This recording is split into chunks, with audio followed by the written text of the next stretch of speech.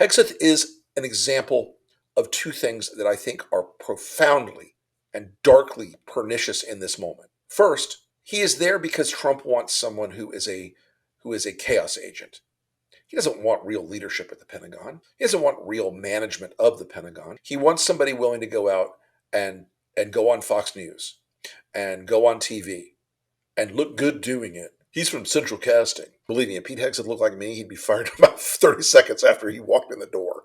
But Hegseth's character, and Hegseth himself, is the real problem. You know, a couple times in my life, I've been offered, frankly, kind of amazing positions. One happened shortly before the Lincoln Project. I had an offer from an organization, and they said, "We love your writing, we love your ads, we love your communications. We'd like you to come and do this big job."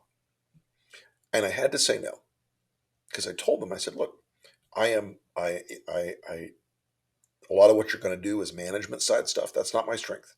And you want me to go out and pitch work, and that's I'm good at it, but I'm not at the tier you think I am." And I knew not to do that because I like those people. I still have a good relationship with them. But Hegseth doesn't have that gene. And it's not just immodesty, it's stupidity. Because look, if I had taken that job and not excelled in it, the world would not have been at greater risk of nuclear war or proliferation or terrorism.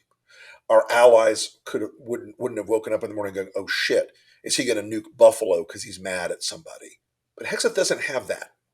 He lacks the character to know he has to quit. He should go. In a sane world, he would have never been at the Pentagon, but he lacks the character. Part of that is the alcoholism. Part of that is the arrogance. Part of that is the stupidity.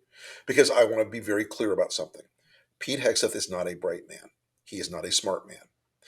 Trump does not like smart people. He keeps them as far away from him as possible. Hegseth should go. He won't go. He's on the enemies list because he won't go, and because he's terrible for this country, and terrible for the 2.5 million men and women who depend on a Secretary of Defense whose leadership has honesty and integrity and dignity and character. He lacks all those things. He's the exact opposite of a Boy Scout. He's the exact opposite of a servant leader, as we hear about a lot from the right. Nothing about Pete Hegseth qualified him for that job. Nothing about the work he's doing speaks to the security needs of our country. Nothing about the irresponsibility and the recklessness of what he's doing every single day gives you any belief that Pete Hegseth should run a Waffle House. He is indiscreet. He is incompetent. He is incapable.